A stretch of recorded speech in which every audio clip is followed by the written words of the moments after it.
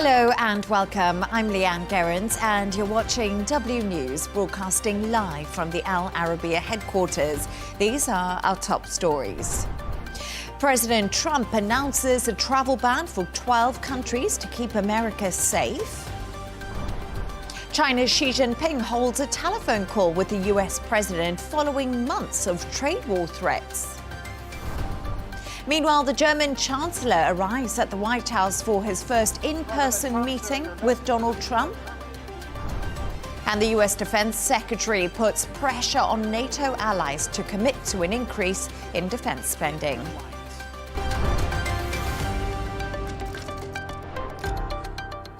Now to our top story, and US President Donald Trump has announced 12 countries who will be banned from traveling to the United States. Afghanistan, Haiti and Iran are included on the list, with 7 other countries like Cuba and Venezuela facing partial restrictions. The ban comes into force on the 9th of June. Here's a reminder of how the US president broke the news. In my first term, my powerful travel restrictions were one of our most successful policies, and they were a key part of preventing major foreign terror attacks on American soil. We will not let what happened in Europe happen to America. Very simply, we cannot have open migration from any country where we cannot safely and reliably vet and screen those who seek to enter the United States. That is why today I am signing a new executive order placing travel restrictions on countries including Yemen, Somalia, Haiti, Libya, and numerous others. The list is subject to revision based on whether material improvements are made, and likewise new countries can be added as threats emerge around the world. But we will not allow people to enter our country who wish to do us harm, and nothing will stop us from keeping America safe. Let's go live to Washington to speak to our correspondent, Sara Firth. Sara, thank you so much for joining us. First, can you just explain what this travel ban is and why it actually matters, especially for those outside the US who may not be following the day-to-day of American immigration policy?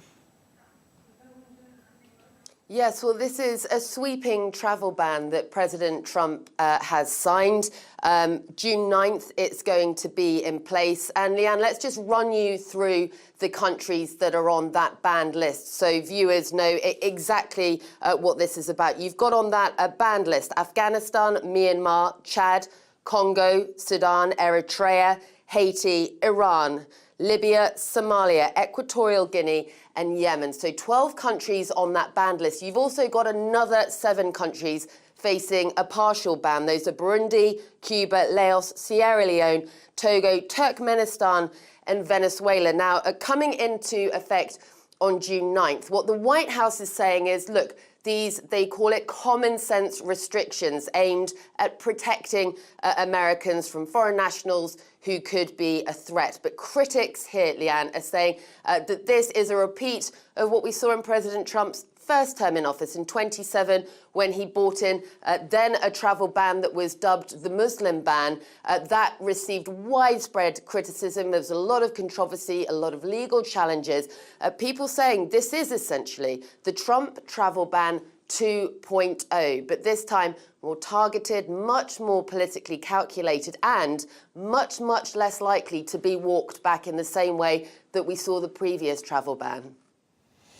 And Sara, as you mentioned there, the Muslim ban, that's what critics are calling this at the moment. We've also just seen Donald Trump in the Oval Office speaking to the German Chancellor, and he was asked why now on the travel ban. And he said, actually, it can't come soon enough. So the administration, you said they could see legal challenges, but they do seem to be, you know, hitting back on the discrimination against this.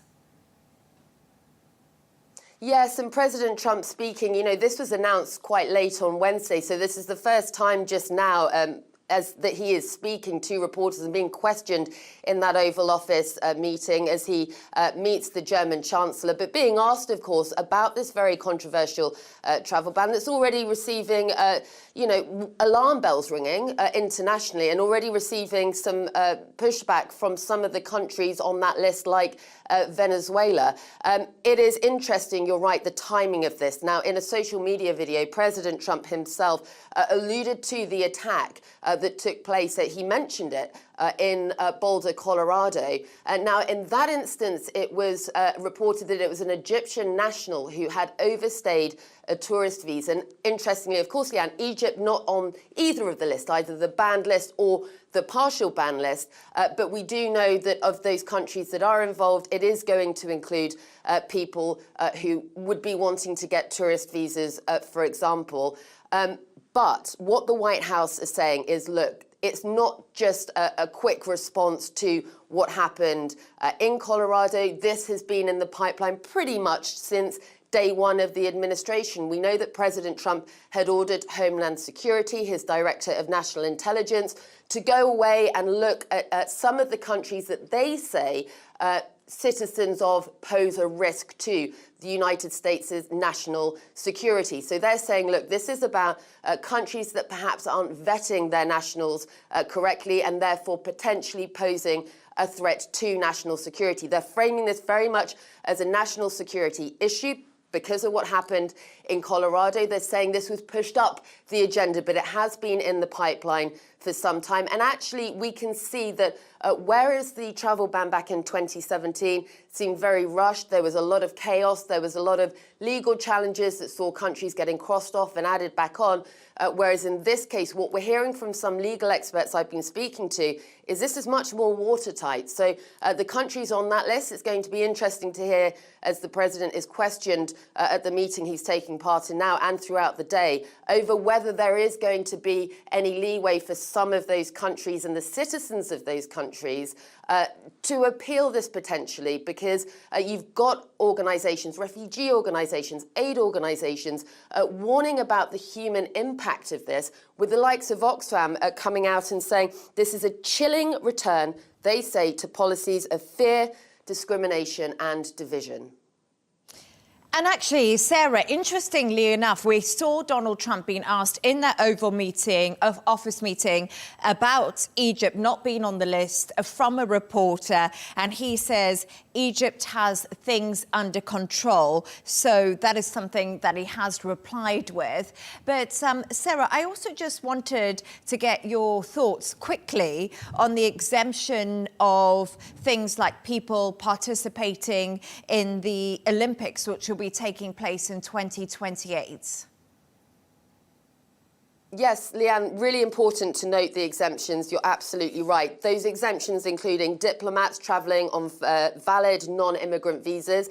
As you mentioned, people travelling for sporting events, the 2026 World Cup, the 2028 Olympics. You've also got, when it comes to Afghanistan, the nationals holding special immigrant visas. But you have people in Afghanistan who have been working very hard to try. They worked with allies. They worked with the US when the conflict was on. They've been working with organisations here to be relocated to the US for safety. Some of the people that I'm speaking to in those organisations saying those people have been let down. And some of the other refugee organisations saying, look, you have people that are fleeing famine, persecution, war, conflict, who are now being told that there are security risks. So the human impact of this certainly very wide-ranging. There's going to be a lot of questioning today and in the coming days over who is and isn't on the list and why those people have been included and what this actually entails and will mean in sort of wider repercussions of this, Leigh-Ann. Sara Firth in Washington, thank you so much for joining us. President Trump has also held a phone call with China's President Xi regarding a trade deal. Taking to Truth Social, he said the call lasted approximately 1.5 hours and resulted in a very positive conclusion for both countries. During the conversation, President Xi graciously invited the First Lady and me to visit China And I reciprocated. As presidents of two great nations, this is something that we both look forward to doing. The conversation was focused almost entirely on trade. Nothing was discussed concerning Russia, Ukraine, or Iran. We're now joined by Miami GOP Committeewoman Angie Wong. Angie, always a pleasure to have you on the show. Thank you for joining us. Can we just start with President Trump, of course, posting on Truth Social that China and the US have now reached a trade deal after a long phone call between the two leaders. Positive news for the markets and the trade war, right?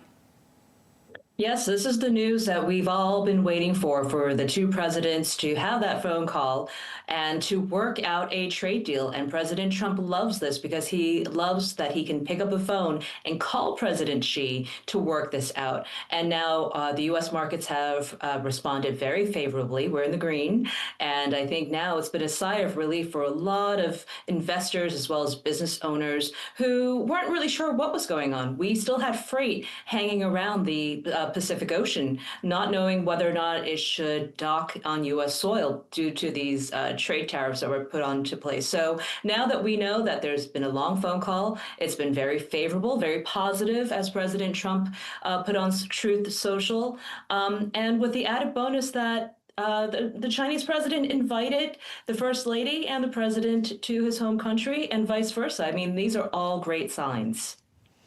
And Donald Trump, Angie, he's been unbelievably busy. We just saw him in the Oval Office meeting the German Chancellor. It seemed like a real love-in between the two leaders when I was watching it. So could we see a trade deal there too?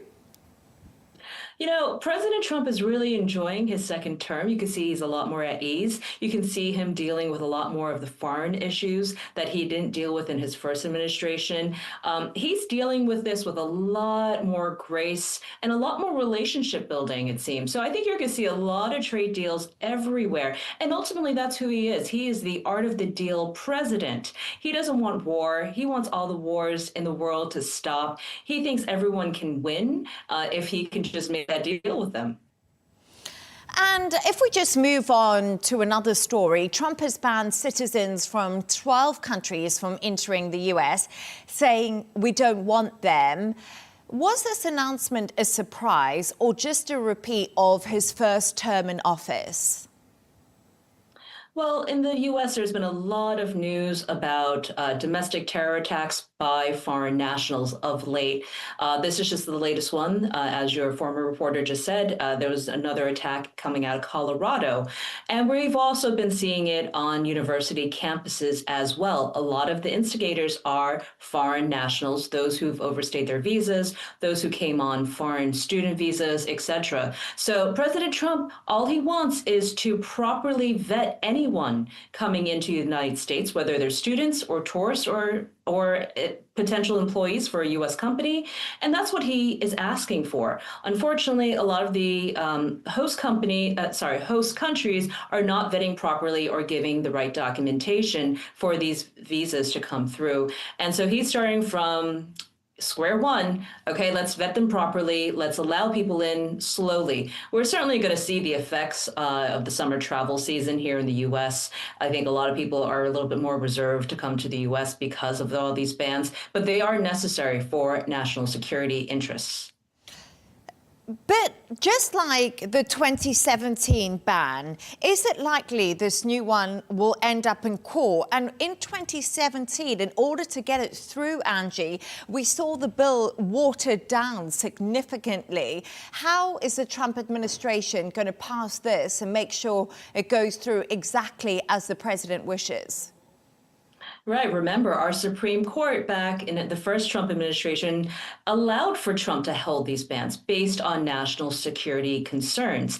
Now, what we will know and what we've seen in the past is that anything going through the Supreme Court, it's going to take some time. And these countries, a lot of them make a lot of money giving the visas to enter the United States. They can't wait several months for their nationals to be there because, foreign nationals work here, they go to school here. and they bring back a lot of money to their own home country. So you're going to see that there's going to be wheeling and dealing behind the scene to get them off the list. Meanwhile, we're going to have a separate parallel pathway going through the courts. I'm certain that there's going to be some legal challenges brought on by certain organizations to challenge Trump's ban. But ultimately, the Supreme Court has already ruled on this, and they ruled in favor of President Trump. But I just want to go back to a point you mentioned earlier. When announcing the ban, Trump mentioned that recent attack in Colorado, which was carried out by an Egyptian national.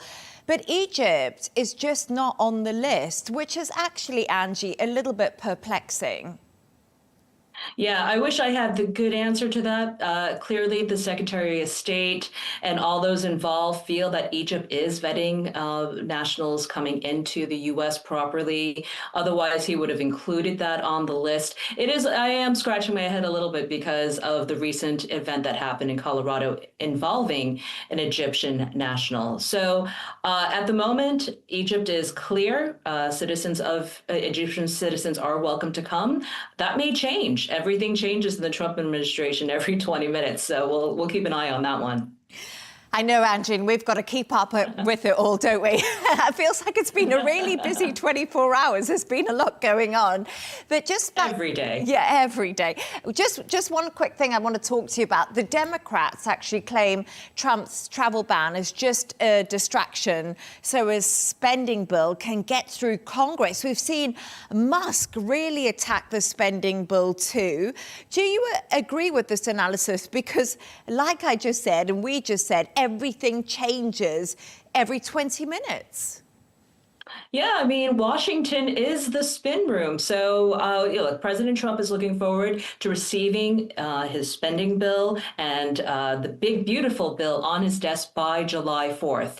And right now, the Senate is busy working to revise that bill. In fact, Senator Thune had said that he expects a revision of the bill to send back to the House by the end of next week, which puts it on the timeline to get it to President Trump by July 4th, a very special day here in the United States. So we think that's going to happen.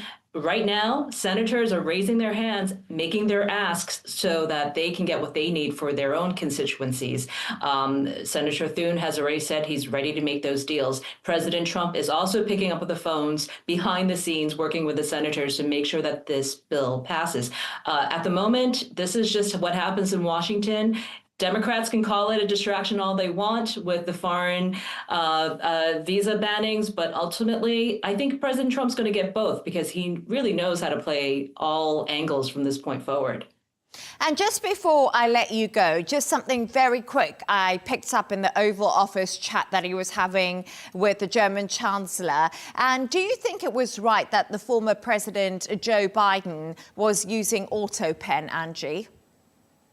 Well, I mean, we have evidence that he was using an auto pen because when you compare Joe Biden's signature on multiple executive orders and laws that he had signed into place, they look identical. And there's been instances where he wasn't even in the Oval Office during the signing. So all these things really makes you scratch your head because Joe Biden could sign a bill into law or an executive order from anywhere. It doesn't have to be the Oval Office. Why wasn't he presented wherever he was to do those signings? He had to have an auto pen. So, it just adds more to the mystery. And the U.S., I believe Congress, as well as a special team is going to be investigating the auto pen scandal. And we'll see where it leads. But certainly it raises more questions about Biden's health, whether or not he knew he was signing these bills, who was signing these bills, who was authorizing, all these questions. I mean, it's a very big scandal if all this stuff adds up. More questions than answers at the moment. Angie Wong, Miami GOP Committeewoman. I always love having you on the show. Thanks so much for joining me. Thanks. Thank you for having me on.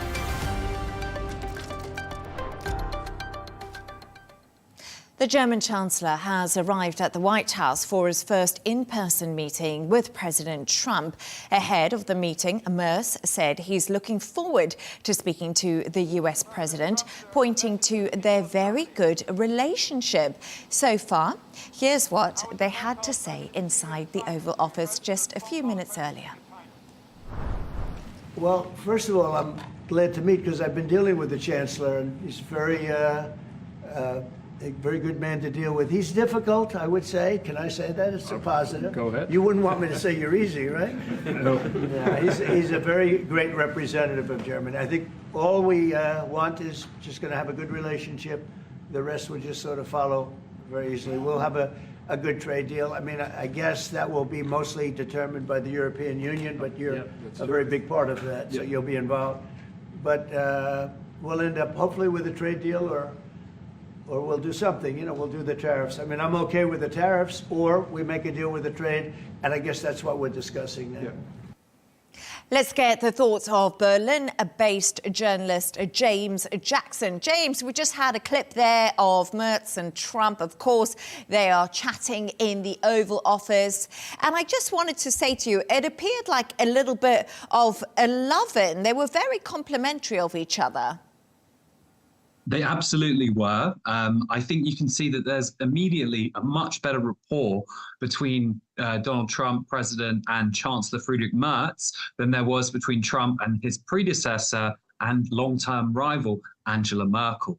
So Merz and Merkel had a long-term rivalry going back decades, and she kind of shoved him out of the way to become leader of the CDU way back in the early 2000s. And Trump never liked Angela Merkel. She was seen as opposing him from Europe, not spending enough on defense. So Friedrich Merz has come in as a conservative who speaks English, who actually met Trump through the corporate world in the 80s, much more of a transatlanticist than Merkel ever was. And I have to say, I think Friedrich Merz did a really good job today because he really played to his strengths, speaking fluent English, which was complimented by the president, as well as using his kind of, there were a few tricky questions in there. They asked if he agreed with Trump's metaphor about Ukraine and Russia being like two children fighting. Well, Merz can't agree with that because, of course, he thinks and knows that Russia is the aggressor in Ukraine. It's not about two children fighting. But instead, he just said, what we agree on. He praised Trump many times. So there was a bit of a love-in, but I will say, from Germany's perspective, there were a lot of very awkward comments in there. It was never hostile, but he did quote General MacArthur saying, never let the Germans rearm. Oh, but I don't know. I think we should let them rearm. He also talked about D-Day, which Merz brought up as a positive thing, the invasion of the US and the UK invading France to defeat the Nazis. Of course, in modern Germany, that's seen as a positive thing. They say we were liberated from the Nazis. And Trump asks, is that a good thing? And really, that's going to be very awkward for Merz. But I think he did a terrific job of ignoring the awkward parts, warming up the president. Question is, will that have any effect? Yeah, that's going to be the big question for sure. And let's talk a little bit there, because Trump was asked about the travel ban, and he actually turned to Merz and said Germany also has a problem with immigration, kind of quipped to Angela Merkel, if you want to say that. And you mentioned some other key takeaways there, but looking forward, does this set a better tone for US-German relations going forward now? I think it does. There wasn't too much emphasis on the AfD, the far-right party Alternative for Germany, who Trump and many figures within his circle have been backing. They're, of course, a huge threat to Friedrich Merz and the Christian Democrat Party. But the AfD has become the second party, in large part as a reaction to Merkel's migration policy, which Merz is also very opposed to. So actually, the last few weeks in German politics, they've really clamped down on the border, particularly the Polish border. And then there's been wrangling in the court. They've stopped asylum seekers from being able to bring their families with them. There was already a limit on how many were allowed to come through that, but they've stopped it completely. So on some questions, they may be more aligned than he was with Merkel, or definitely would have been with Olaf Scholz, the now semi-forgotten chancellor who never actually met Trump because his time in office didn't overlap with him. There were a few weeks of overlap and Trump just said, no, I don't want to do it. So I think this could be a positive for the transatlantic relationship. I don't think realistically the meeting could have gone any better for Friedrich Merz, despite a few awkward comments. I do want to bring up one comment. Of course, Trump mentioned Nord Stream 2 and how opposed he was to it. Merz was never really from the pro-Russia wing of his party, which Merkel was soft on Russia, at least, I should say. And the SPD with the Social Democrats under Olaf Scholz were very guilty of pro-Russia policies. But Merz was always a businessman, and I don't think he was as opposed to Nord Stream 2 at the time as he may pretend to be now. But he has, of course, finally ruled it out. Trump would be very happy with that. But I just want to point out a comment that Trump made where he said, I ended Nord Stream 2. Well, Nord Stream 2 was blown up. So what does that mean? A lot of people will be saying, who blew it up? Is this Trump admitting that he blew it up? Is this him saying that he knew about the plan? Or was it just he was referring to his opposition to Nord Stream 2, and they even weighed up putting sanctions on Germany for it at the time. So a few strange questions there, definitely a few strange moments, but I think this, unfortunately, maybe for Merz, I think he's made a good impression. Donald Trump has German ancestry, and he was gifted the birth certificate of his grandfather, who was German, Friedrich, also called Friedrich Trump, and effectively, it went really well. I think they're both two businessmen, both quite well off, conservatives, right wing, you would call it in the US. But ultimately, the tariffs are negotiated through the EU. So I don't think we're going to be seeing a bilateral deal. And I don't think Merz would even accept that because it would be very shocking. Berlin-based journalist James Jackson, it was great to have you on the show and with all your thoughts on that meeting. Appreciate it. Thank you. Thanks for having me.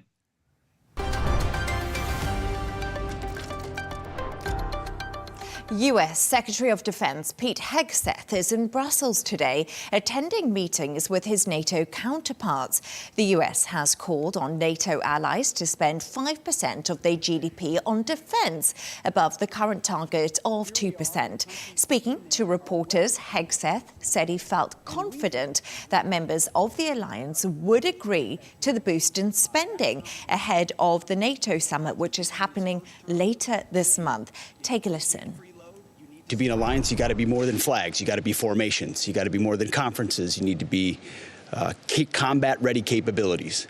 So we're here to continue the work that President Trump started, which is a commitment to 5% defense spending across this alliance, which we think will happen, which we think has to happen by the summit at The Hague later this month.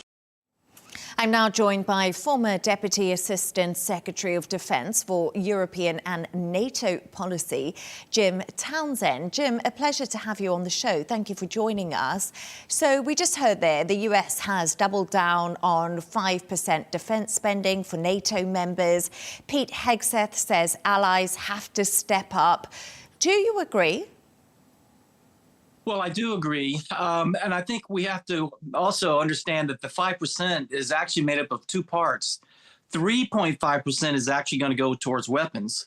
1.5% is infrastructure, strengthening bridges, that kind of thing. So it's not as big as it looks in terms of money going towards hardware. And this hardware where the Europeans need to do more and are doing more. So, Jim, is it just a headline figure and something that will be quite difficult to achieve?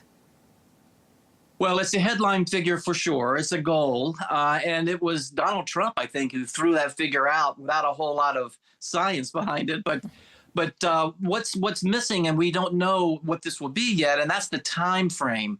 So how much time do nations have to reach that goal? If it's going to be 10 years, then it's probably doable. But if it's going to be 10 years, that might be too long, not in a time to handle an aggressive Russia 5 years from now. So we'll have to see what the time element is going to be. That'll be important. Hegseth is also insisting NATO members are nearing a consensus on this 5% spending. We don't know who's close or who disagrees. Obviously, he said we're all friends in this, so didn't really call anyone out. But, Jim, the US is currently spending 3.7% on defense. That's actually less than Poland. So is it a bit rich coming from America? Well, I think it's a matter of mathematics in the sense that our GDP is pretty large. And so it's if we were to do 5% of our GDP, that would be too much in terms of monies that you could actually absorb into your defense spending. So for us, we will be increasing defense spending. In fact, the defense budget will top $1 trillion.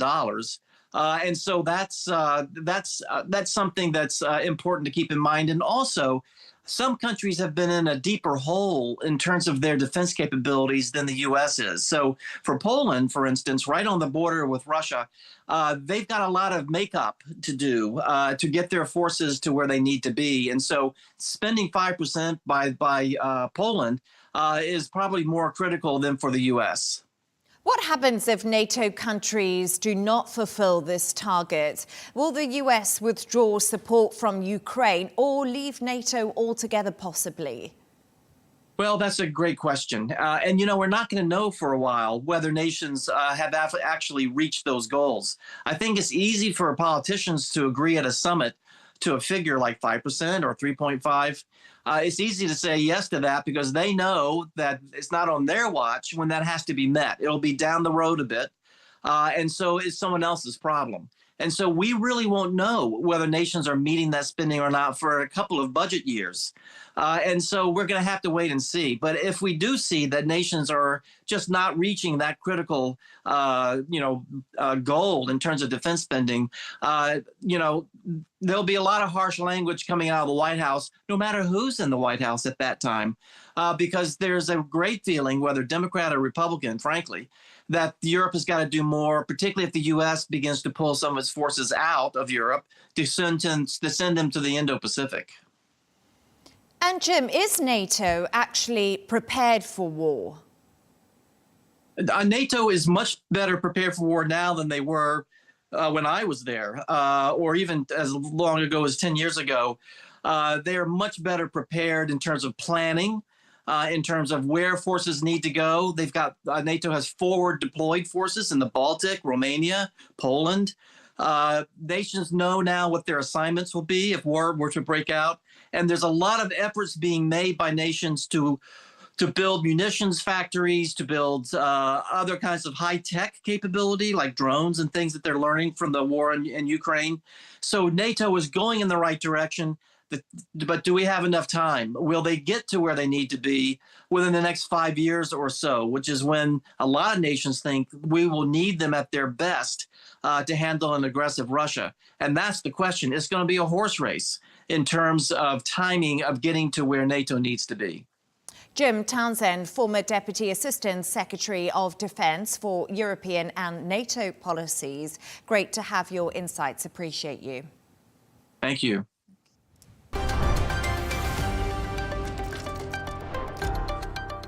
Iran has criticised a proposal from the US surrounding a new nuclear agreement, maintaining Tehran will not stop enriching uranium. The US reportedly demanded a complete halt in exchange for the lifting of sanctions. But Iran's supreme leader says the US proposal contradicts his nation's belief in self-reliance.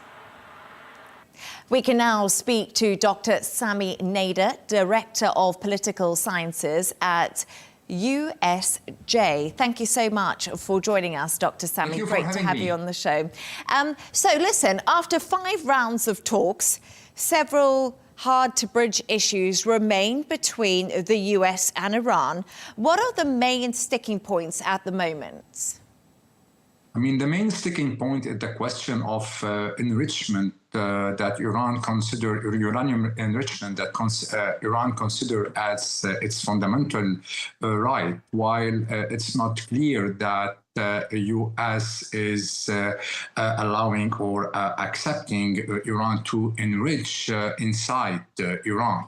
The idea or the proposal that has been floating is that the enrichment would take place under the auspices of a consortium and most likely outside Iran, which Iran consider as a non-starter. Its right of enrichment, it considered this should not be subject to negotiation. However, I mean, one positive thing is the negotiations are still going on, maybe because both parties needs a deal. Neither one wants the negotiations to fail. Iran badly needs the lifting of sanctions, in addition to the fact that its military capability have been seriously degraded after the Gaza war, namely its proxies in the region have been either decapitated or diminished. So its negotiation position has been degraded. While the U.S., its priority is to settle this issue, it has other priorities, whether containing China, the rising of China, or dealing with the crisis in Ukraine, in addition to the economic situation inside America and the war in tariffs that the administration Trump is dealing with. So both parties are needs these deals, but a lot of uncertainties are still hovering. I mean, and mainly what will be the behavior of or the strategy of Israel if Israel sees that a deal is closed, but it deals with does not meet Israel requirement that from day one, they are talking about something similar to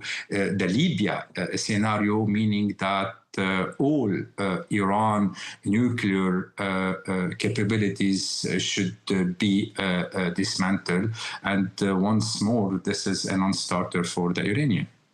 Doctor, there were reports actually a little bit earlier on in the month or last month that Israel could strike Iran's nuclear sites. And this was something that was widely reported on. We didn't see this happen. But is there still a possibility if Israel doesn't agree with the deal that could be made? I mean, for the time being, I'm not seeing Netanyahu crossing President Trump, despite the fact that there is a growing tensions among the two men, according to press reports.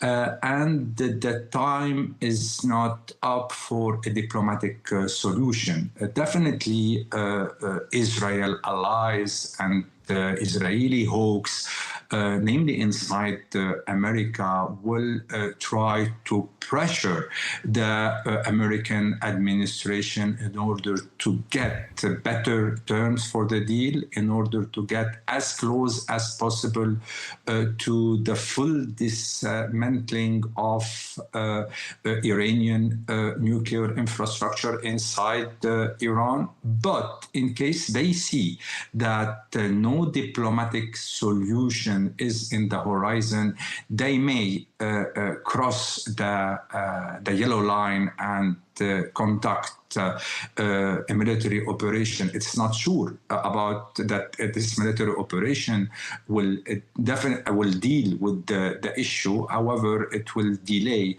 Iranian capabilities, but the risk of retaliation are big, and this puts the whole region on the brink of an all-out war.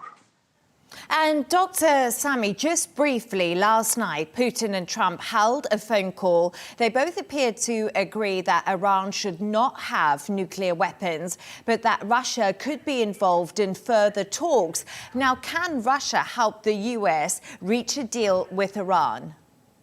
Definitely, because Russia is still one of the rare close friends that Iran is keeping.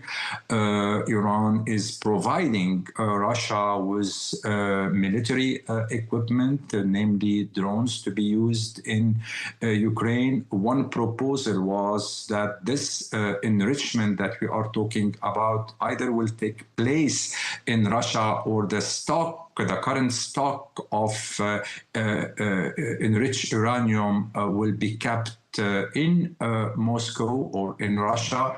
So Russia has more than a card in its hand that can leverage in order to push Iran to a deal. One important remark that, none of these three players will want a nuclear weapon. Definitely not American or Russia, but even Iran has made it loud and clear that, and there is a fatwa in that direction, that Iran will not accept a nuclear arm. However, this is this is one thing, and another a different thing is Iran will not release this only remaining card it has, which is the enrichment. We have said that its capabilities have been diminished in the region, and the only card that it's still detaining, the major card they have in their hand, is this uranium enrichment at high level, at 60 level. So they won't release it unless they have an acceptable price. Dr. Sami Nader, Director of Political Sciences at USJ. It was a pleasure to have you on the show. Thank you for joining me. Thank you for having me.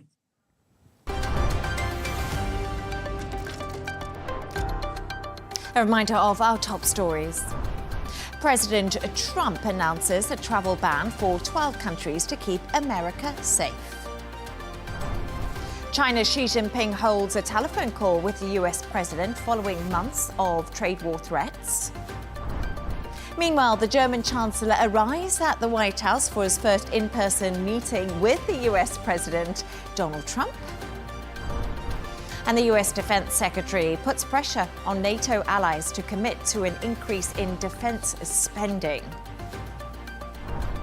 And that's all from us on W News. Don't forget to subscribe to our YouTube channel and also follow us on X. We'll be back in a couple of hours with a W News Extra. Goodbye and thank you.